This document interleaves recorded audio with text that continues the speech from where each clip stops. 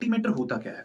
जिस तरह हमारा जो मैटर होता है वो डिफरेंट डिफरेंट पार्टिकल से बना होता है, जैसे electrons, protons and neutrons. Similarly anti matter इन्हीं के एंटी पार्टिकल से बना होता है। जैसे कि जो पॉजिट्रॉन है, this is anti particle of electron, anti proton is anti particle of proton and anti neutron is anti particle of neutron.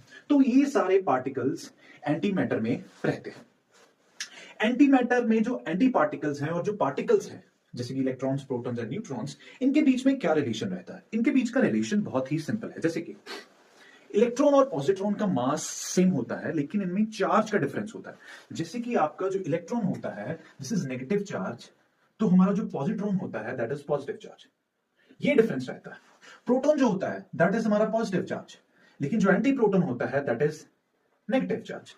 Neutron because it is neutral, तो जीरो चार्ज अगर मैं लिख लूं तो सिमिलरली एंटी न्यूट्रॉन का charge भी हमारे पास zero रहता है।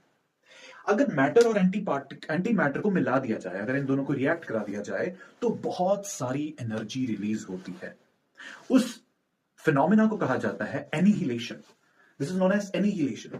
फॉर एग्जाम्पल, अगर मैं 1 ग्राम मैटर को 1 ग्राम एंटी मैटर के साथ मिलाऊं तो 1.8 इंटू